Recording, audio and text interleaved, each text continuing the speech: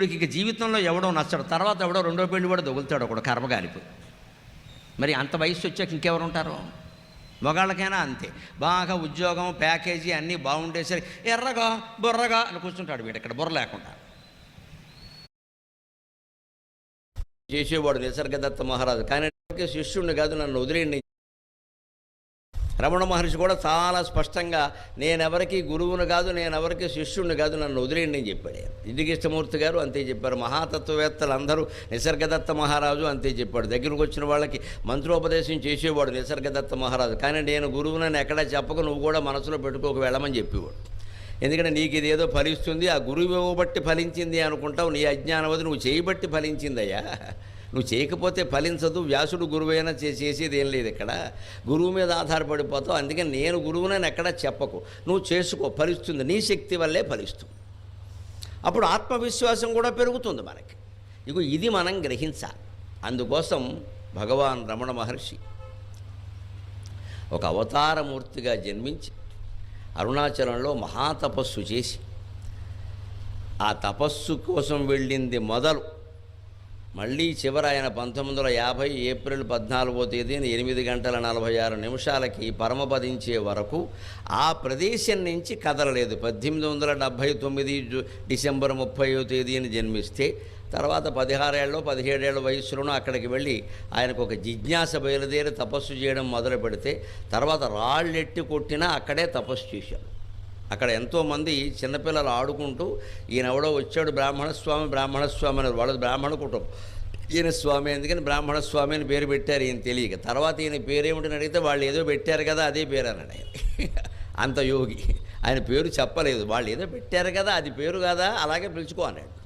అంతేగాని నా పేరు వెంకటరామన్ అని అనలా. తర్వాత ఎవరెవరో తెలుసుకుని మొత్తం మీద ఆయన కావ్యకంఠ గణపతి మీద అక్కడికి వెళ్ళిన తర్వాత ఆయన యోగ్యతను గమనించి మహానుభావుడైనా మామూలుగా మనం భావించకూడదని భగవాన్ రమణ మహర్షి అనేటువంటి నామకరణాన్ని ఆయన చేశాడు. ఆయన దీనికి పొంగిపోను లేదు, వాళ్ళు బ్రాహ్మణస్వామి అంటే కృంగిపోను లేదు. అలాగే ఎంతోమంది ఊరికే వచ్చిన భక్తులు బాధాభివందనం చేస్తుంటే పొంగిపోను లేదు. అక్కడ ఆడుకునే కుర్రాళ్ళు రాళ్ళు పెట్టి కొడుతుంటే కృంగిపోను లేదు. రాళ్ళు పెట్టి కొడుతుంటే కూడా ఈయన పక్కన ఇంకొక ఆయన ఉండి తపస్సు చేసుకుంటూ ఉంటే రాళ్ళు ఎట్టు కొడుతున్నారని ఈయన రాయి దిగిపోయాట పక్క ఆయన అన్నట్ట ఇది వాళ్ళ కొండ, దానికి మనం వచ్చాం, మనం కొడితే అలాగే వాళ్ళు కొడతారు పడాల్సిందే అని చెప్పాడు. అంత యోగి. ఇది వాళ్ళు ఆడుకునే ప్రదేశం, ఇది నువ్వు నేను ఇక్కడికి వచ్చి తపస్సు చేసుకున్నాం, మనకేమైనా గిరిగీసి ఏమైనా కొన్నావా, దీన్ని రిజిస్ట్రేషన్ చేసుకున్నావా, వాళ్ళు ఆడుకునే స్థలం ఇది. ఇలాంటి మాటలను బట్టే మనం గ్రహించాలండి. అపార్ట్మెంటుల్లో ఉంటున్న వాళ్ళం, కాలనీల్లో ఉంటున్న వాళ్ళం పిల్లలు ఆడుకునే స్థలాలను ఎట్టి పరిస్థితుల్లో ఆక్రమించకూడదండి. అది మహాపాపం, మహాదోషం. అది వాళ్ళకి ఆనందకరమైన జీవితాన్ని లేకుండా చేస్తున్నాం మనం. అపార్ట్మెంట్లో చూస్తూ ఉంటాం మేము, ముఖ్యంగా చాలా బాధ పెట్టేస్తారండి పిల్లల్ని, చాలా బాధ పెట్టేస్తారు. ఎవడు బంతి ఆడడానికి వీలేదు, ఎందుకంటే ఈయన కారు మీద పడుతుంది పెద్ద గొప్ప, అక్కడ ఓ మరక అవుతుందిట. మరి వాడు ఏం చెయ్యాలి? తీరా కాలనీలో ఆట స్థలం ఉందంటే అది ఆక్రమించి కట్టేస్తున్నారు అపార్ట్మెంట్లు. డబ్బులు ఇస్తే మన దగ్గర అన్ని పనులు అయిపోతాయి కదా. రోడ్డు మీద ఆడారనుకోండి, వచ్చేపోయే వాహనాలతో వాళ్ళకి ఇబ్బంది, వీళ్ళకి ఇబ్బంది. ఎవరైనా ఓ బంతి విసిరితే ఆ గేటుకు తగిలిందండి, అద్దం కూడా కాదు, వచ్చి గొడవ పెట్టాడు. గేట్ ఏమైనా పాడైపోతుందా బంతి తగిలితే? పిల్లలు ఆడుకుంటున్నారు. జాలి దయ లేకపోతే ఎలాగా? రమణ మహర్షి తత్వం నుంచి నిజంగా మనం గ్రహించదలుచుకుంటే ఈ విషయాన్ని గ్రహించాలి. పిల్లలు ఆయన మీద రాళ్ళు వేస్తే పక్కస్వామి రాయి వెయ్యకపోతే ఆయన ఏమైనా వెయ్యబోతే ఏమన్నా అంటే, వెయ్యకయ్యా నీకేం అధికారం ఉంది, ఇది వాళ్ళ కొండ, వాళ్ళు గొడ్డు కాసుకునే పిల్లలు, వాళ్ళు ఆడుకుంటున్నారు ఇక్కడ, మనం ఏదో వచ్చాము ఇక్కడ ఖాళీగా ఉన్నాం కదా అని మనమే వెళ్ళిపోవాలి వాళ్ళకు దూరంగా, అంతేగాని వాళ్ళని వెనమనే హక్కు మనకు లేదు అని ఈయన కొద్ది రోజులు చూసి విరూపాక్ష గుహలోకి వెళ్ళిపోయాడు. ఇంకెవడు రాళ్ళు వేయకుండా ఆ గుహలోనే ఉండిపోయాడు. అందుకని పిల్లల్ని ఇక్కడ ఆడద్దు అని వెర్రి నిబంధనలు పెట్టలేదు ఆయన. ఏమైపోతారు పిల్లలు ఆడకపోతే పెద్దవాళ్ళు ఆడతారా? ఇంతటి యోగి లక్షణం అంటే ఇది. మన జీవితంలో దాన్ని ఆచరించి తీరాలి. రైల్లో ప్రయాణం చేస్తున్నామంటే పక్క ప్రయాణీకుడు సౌకర్యం మనకంటే చాలా ముఖ్యం అని ఆలోచిస్తే రమణ మహర్షి మాట ఒకటి పాటించినట్టే, మనం అనుమానమేలా ఒక్కటే. అది చేద్దామండి, ఎంత సులభం. మీరు రైలు ఎక్కారు, ఏదైనా సరే మీకంటే పక్కవాడు సుఖం ముఖ్యమని ఆలోచించండి. మనం కాళ్ళు చేసి సాపేసుకు పడుకుంటాం, 6 వాడేమవుతాడో మా కూర్చోద్దా? పడుకున్నవారు ఎవరైనా సరే రైల్వే నిబంధనల ప్రకారం 6 లేచి తీరాలి, నీ ఊరు వచ్చినా సరే రాకపోయినా సరే. ఎందుకంటే వాడు దిగుతాడు పైనుంచి, వాడు అక్కడ కూర్చుంటాడు, మన కాళ్ళ దగ్గర కూర్చోవడానికి ఇబ్బంది. చిన్నది ఇది. వాళ్ళ సౌకర్యం ముఖ్యం. నలుగురితో ప్రయాణం చేస్తున్నాం, వాళ్ళ సౌకర్యం ముఖ్యం. నలుగురితో కలిసి ఒక కుటుంబంలో ఉన్నాం, మిగిలిన ముగ్గురు సౌఖ్యం నాకంటే ముఖ్యం. మిగిలిన భర్త భార్య పడుకుని ఉంటే లేపకుండా, వైకుంఠంలో జైబీజీలు కాపలా కాసినట్టు కాపలా కాసి లేపకుండా మధ్యాహ్నం 1-2 గంటల పడుకొని ఇస్తే సుఖంగా 10 గంటల వరకు పనిచేస్తుంది ఆవిడ. ఎంతసేపు పడుకోవడమే, టీవీ అయినా కానీ సంత ఇక్కడ. పైగా మా అమ్మ ఎలా ఉండేదంటే ఇదో పోలిక, మంటెత్తిపోతుంది ఇక్కడ. ఆవిడికి శ్రమ ఉండదా, ఆవిడ పడుకోదా? ఇది కూడా వేదాంతమేనండి. ఇంట్లో నలుగురు ఉన్నాం, మిగిలిన ముగ్గురు సుఖంగా ఉండాలి, నేను బాధపడినా పర్వాలేదు అని ప్రతి ఒక్కరూ భావిస్తే కుటుంబం శ్రీరామ సామ్రాజ్యంలో ఉండదమ్మా. వేరే చెప్పాలి ఆ విషయాన్ని. నందనవనంలో ఉండదు.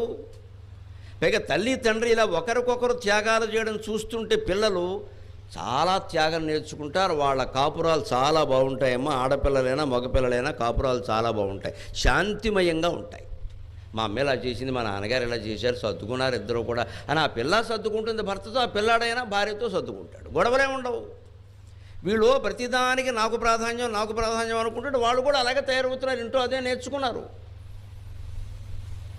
ఇది యోగిగా జీవించడము అంటే అదేదో కృష్ణుడికి సాధ్యం, రమణ మహర్షికి సాధ్యం అనక్కల, మనందరికీ సాధ్యమే. ఈ క్షణం నుంచే సాధ్యం, ఇక్కడ నుంచే సాధ్యం. తట్టుకోవలసిందే. నిజమే, అక్కడ ఫ్యాన్ తిరుగుతోంది, అది నాకు చెమట పట్టకుండా ఉండడానికి అవసరమే. కానీ ఇక్కడ ఫ్యాన్ గాలి కూడా లాగింది అనుకోండి, శాశ్వతంగా అయ్యే రికార్డింగ్ ఇబ్బంది అయిపోతుంది. రేపు కొన్ని లక్షల మంది వింటారు. అంచేత నేనేం చేయాలి? కొద్ది మాత్రంగా చెమట పట్టేలా చూసుకోవాలి, మిగిలిన చెమట తట్టుకోవాలి. ఇది కూడా యోగి లక్షణమే. తప్పదు. మొత్తం తీసేయమన్నావు అనుకో నాకు ఇబ్బంది, మొత్తం సౌండ్ వచ్చినా సరే నువ్వు పెట్టుకో అన్నావు అనుకో ఇంకెందుకంటే రికార్డింగ్ అంటాడు ఆయనకి. ఏమైనా నా మీద కోపం చెబుతున్నాడు పాపం, చెప్పాలి కదా. లేకపోతే భయమని లాగుతుంది వెనకాల. కొన్ని కోట్ల మంది వింటున్నారు ఇవాళ, కేవలం ఎదురుగా వినడం కాదు ఇక్కడ. అందులో ఉపదేశ సారం అంటే ఎటువంటిది ఎదురు చూస్తున్నారు చాలామంది, నేను చెబితే బాగుండని. నా అదృష్టం అది, భగవంతుడు దయ, ఆయన చెప్పాలి. ఎంతోమంది అడిగారు పాపం. అడిగితే ఎవరో అడిగినప్పుడు ఇద్దామనుకున్నాను. ఇక్కడ వాళ్ళు అరుణాచల మహర్షి అనగానే ఉపదేశ సారం అని పెట్టుకున్నాను. మరి అది జరగాలి ఇది జరగాలంటే కొంత మనం భరించాలి. మరి ఎప్పుడైనా భరించలేకపోతే ఇంకాస్త పెంచవజానా మళ్ళీ కాస్త పెట్టుకోవాలి, అంతే, తప్పదు. చదువుకోవడమే, ఎక్కడికెక్కడ చదువు అంతా అన్నీ నిండిపోయే వచ్చి కూర్చోలా పిల్లలు వచ్చి అక్కడ, అంతే. అది కూడా యోగి లక్షణమే. వినాలి అంటే ఎలాగోలా వినాలి, నిలబడైనా వినాలి, కూర్చునైనా వినాలి, అంతే.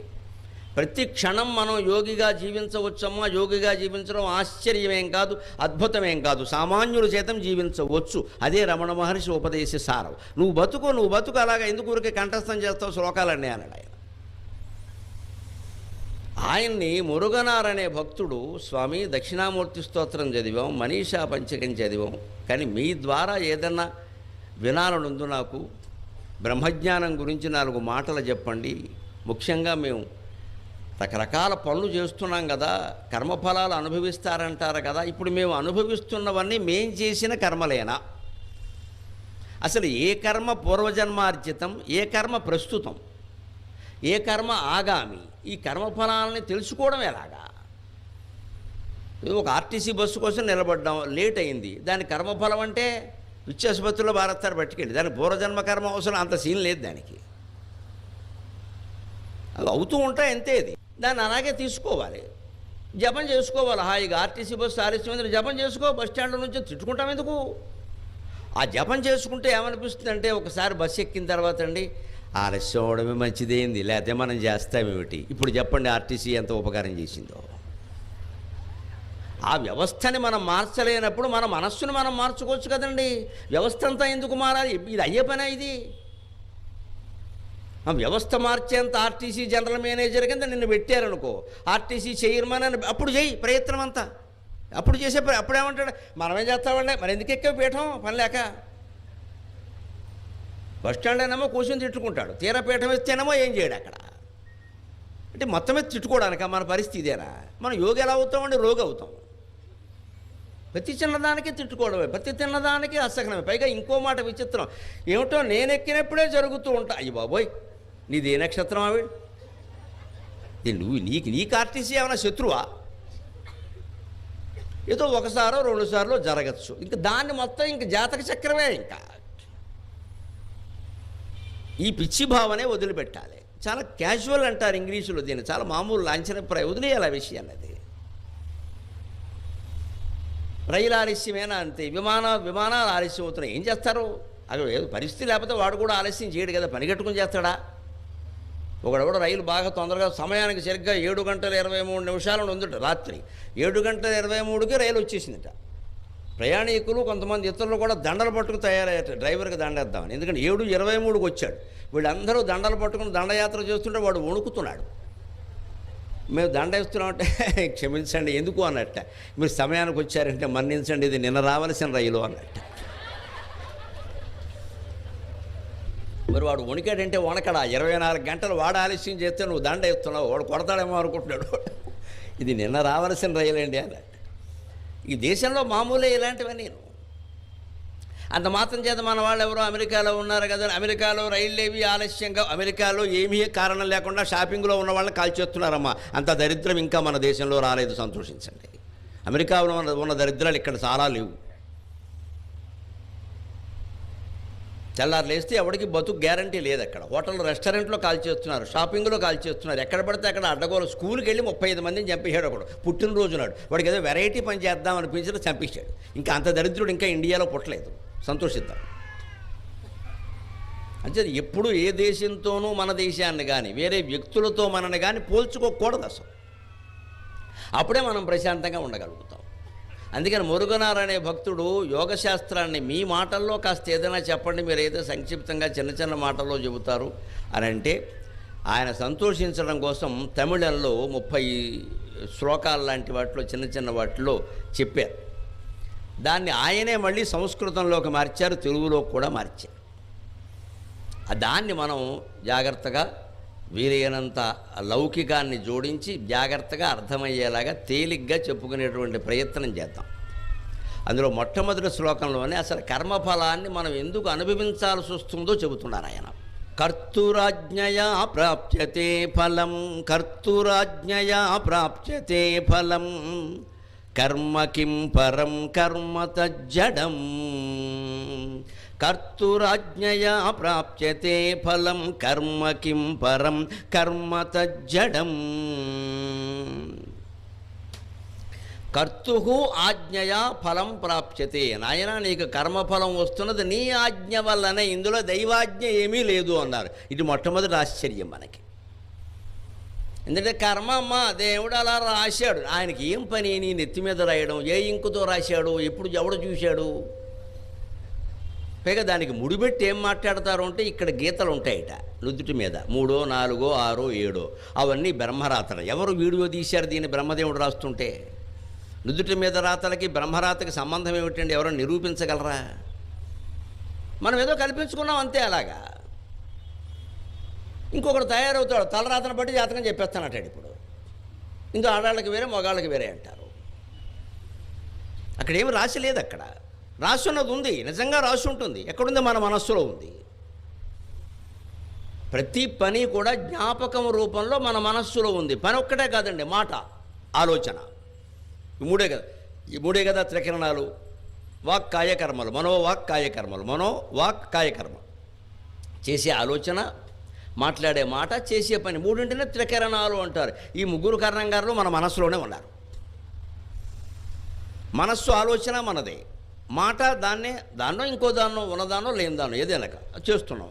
మాట్లాడుతున్నాం, చేస్తే దాన్ని చేస్తున్నాం, ఇంకోటి చేస్తున్నాం. 3 ఒకేలా ఉండి చేయడం చిత్తశుద్ధి. మనస్యేకం వచస్యేకం కర్మణ్యేకం మహాత్మనాం. మనస్యన్యం వచస్యన్యం కర్మణ్యన్యం దురాత్మనాం.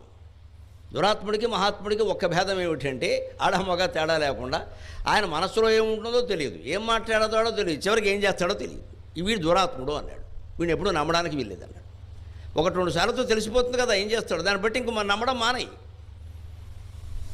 ఆయన చెప్పినట్టుగా ప్రవర్తించడం లేదు. అసలు ఆయన మనసులో ఏముందో మనకు తెలియదు. అంటే ఏదో చెప్పేస్తున్నాడు ప్రజల మెప్పు కోసం.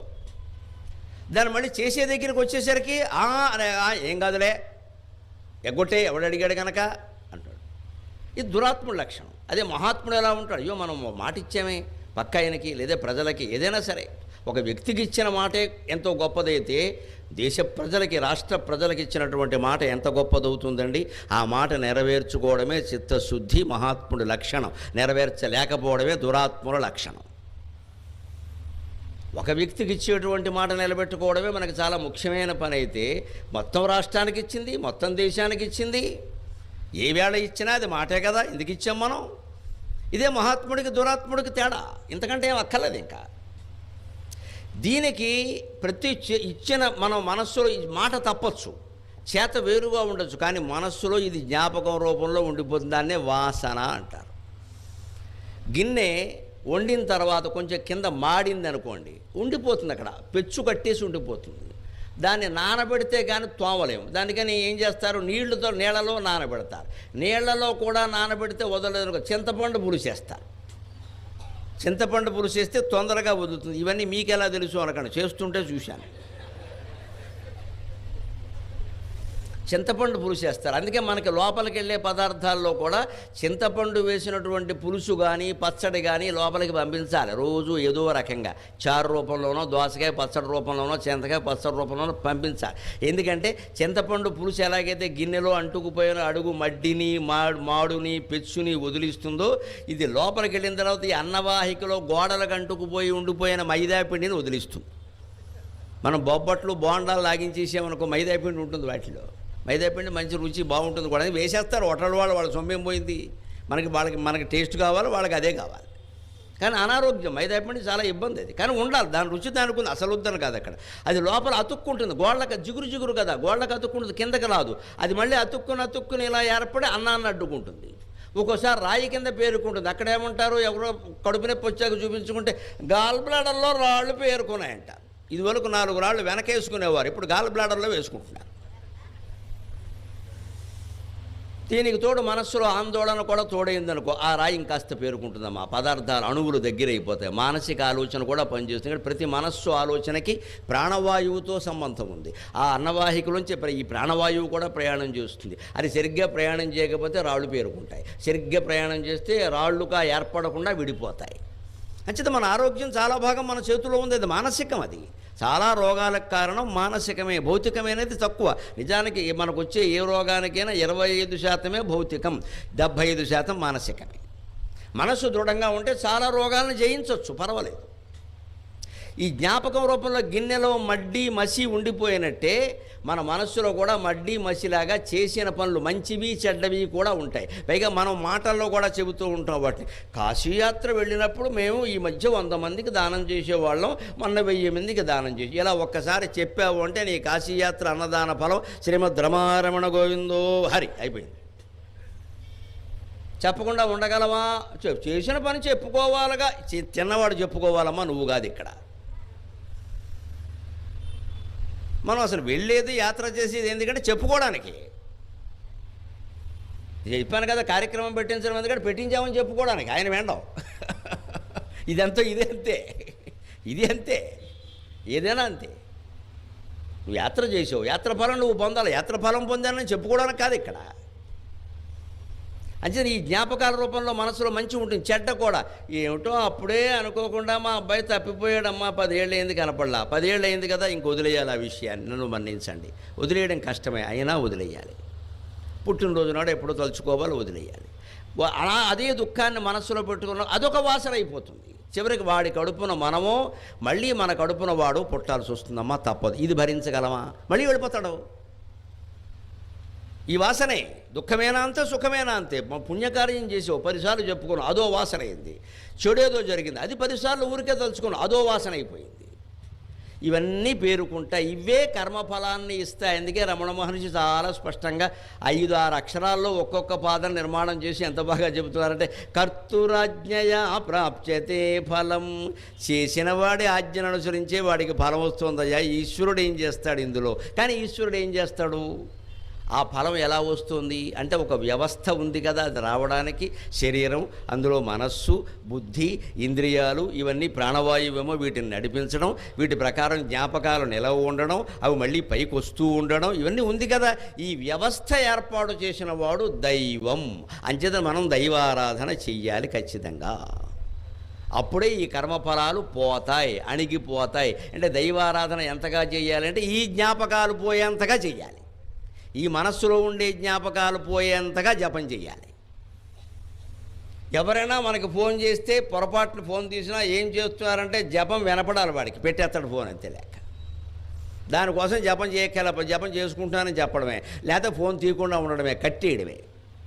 లేకపోతే ఫోన్ తీసినప్పుడల్లా హరి ఓం హరి ఓం హరి ఓం అనండి, నమశివాయ నమశివాయ నమశివాయ అనండి. జపం చేసిన ఫలం వస్తుంది, ఫోన్ మాట్లాడిన ఫలం వస్తుంది. ఈ అలో అలో అలో దేనికి అలో లక్షణం అంటూ ఎదవ మాట. ఇంగ్లీష్ వాడు ఒకటి నేర్పిపోయాడు. మైక్ టెస్టింగ్ చేసేవాళ్ళని చూస్తే నాకు చాలా జాలిగా ఉంటుంది. వీళ్ళు ఎంత సమయం దుర్వినియోగం చేస్తున్నారు. Mic testing please 1 2 3 4 10 mic testing please 1 2 3 4. ఈ సమయంలో రామా రామా అంటే ఎంత పుణ్యం, బుద్ధి జ్ఞానం లేదా? ఏటా 1 2 3 4 ఎదవ సంత అంకెలు రావా? ఏమి లేదండి, ఎవరు చెప్పక తెలియక, వాళ్ళకు ఉద్దేశం తెలియక చెప్పక. ఎలాగో మైక్ టెస్టింగ్ కోసం 1 2 3 4 అనాలి కదా. రామ రామ రామ. నేను కూడా మైక్ టెస్టింగ్ చేశానండి, మీరు గమనం. హరి ఓం అంటే అదే. అది ఇక్కడ కూర్చొని ఏమయ్యా పలుకుతుందా, ఏమయ్యా దీని బదులు హరి ఓం అనొచ్చు కదా, తెలీదా? ఇలా మనం చాలా పనులు చేయొచ్చు. ఫోన్ చేసినప్పుడల్లా హరి ఓం అనండి, నమశివాయ అనండి. మీరు ఏ దైవనామాన్ని స్మరించదలుచుకున్నారో అది స్మరించండి హాయిగా. ఎందుకు హలో దేనికి? వాడెవడో నేర్పిపోతే మనం అదే పట్టుకోవడం ఏంటి ఇక్కడ? ఇప్పుడు వాడి భాషలో వాడికి ఏదైనా పవిత్రం కావచ్చు, మనకు దాని అర్థమేం తెలియదు కదా. తెలియనప్పుడు అదెందుకు? మన భాషలో మనకు ఉన్నాయి కదా, దైవనామాలు ఉన్నాయి. అయ్యప్ప భక్తుడైతే శుభ్రంగా స్వామి ఏ శరణం, బాగానే ఉంది, సంతోషం. ఏదో ఒకటి ఆయన ఈ దీక్షలో ఉన్నాడు, అది అయ్యప్ప భక్తులను తెలుస్తుంది, నష్టమే ఉంది. ఎంత పుణ్యం! ఇదే పొరుగు చేసుకోవడం. ఇలా పెరిగిన కొద్దీ ఏమవుతుందంటే మనస్సు అలవాటు పడి నోటి వెంట ఆ హరి ఓం అన్న మాట తప్పితే ఇంకోటి రావడానికి ఇష్టపడదండి మనస్సు. ఇదే అభ్యాసం. Practice makes a man perfect. Of course women also. Practice makes a man perfect అంటే ఇదే. అభ్యాసం చెయ్యాలి ముందు, అది క్రమంగా మానసికంగా మారుతుంది. అందుకని కర్మకిం పరం, కర్మ ఏమన్నా దైవమా అన్నాడు ఆయన. కర్మ ఏమన్నా పరదేవత, నీకు దానంతటది ఫలితాన్ని ఇవ్వడానికి. బల్బు దానంతటది వెలుగుతుందా అండి? అయితే ఆపేస్తే వెలగకూడదు, మనం స్విచ్ చేస్తేనే వెలుగుతుంది. కొన్ని చోట్ల ఈ మధ్య కొత్త దీపాలు చూశాను నేను. మేడమెట్ల దగ్గరికి వెళ్ళగానే మెట్లన్నీ వెలుగుతాయి. అబ్బో దీపాలతో స్వాగతం అనుకున్నాను నేను. వచ్చాయి రకరకాల. కానీ అది కూడా ఎందుకు వెలుగుతుంది? అదేమన్నా వెర్రిమోహమా? మన వెర్రిమోహాన్ని చూసి అది వెలుగుతుంది. అక్కడ ఒక సెన్సార్ ఏర్పాటు చేశారు. మన కాలి స్పరిశో, వేలి స్పరిశో, చేతి స్పరిశో ఏదో ఒకటి దానికి తగలగానే అది గ్రహించే స్థితి ఒకటి ఏర్పాటైంది. అంటే విద్యుత్తు అనే ఒక నియతి ఉందా లేదా, అక్కడ ఒక నియమం. ఆ వ్యవస్థ కారణంగా అది వెలుగుతోంది. మేడమెట్ల మీద లైట్ అయినా సరే, ఇక్కడ లైట్ అయినా సరే, అక్కడ స్విచ్ చేస్తే వెలిగే ఏర్పాటు ఇక్కడ చేశారు. కాలో వేలో తగిలితే చాలు, కనబడితే చాలు వెలిగే ఏర్పాటు అక్కడ చేశారు. మొత్తం మీద ఎవరో ఒకరు ఈ ఏర్పాటు చేయకుండా అది వెలగదు కదా. అంచేది ఈ మొత్తం కర్మఫల వ్యవస్థ ఏర్పాటు చేసిన వాడే భగవంతుడు. ఆయనే ఈ 9 రోజులు గణాధిపతి. అంతే. ఇప్పుడు అర్థమైపోయింది మనకి. కర్తురాజ్ఞయా ప్రాప్యతే ఫలం. నీ ఆజ్ఞ వల్లే నీకు కర్మఫలం వస్తుంది. నీకు భగవంతుడు ఇవ్వడం లేదు, దాన్ని ఇచ్చే వ్యవస్థను ఏర్పాటు చేశాడు. నిప్పు ముట్టుకుంటే కాలుతోంది అంటే నిప్పు పనిగట్టుకుని నిన్ను కాల్చలేదు, నిన్ను ముట్టుకోమని చెప్పలేదు. కానీ కాలితే ముట్టుకుంటే కాలే ఏర్పాటు ఒకటి అక్కడ ఉంది. అటువంటిప్పుడు నువ్వే జాగ్రత్తగా ఉండాలి. అంచేత కర్మఫలాన్ని అనుభవించక తప్పదు అన్నప్పుడు ఏ కర్మ చెయ్యాలి, ఏ కర్మ చెయ్యకూడదు అని మనమే నిర్ణయించుకోవాలి.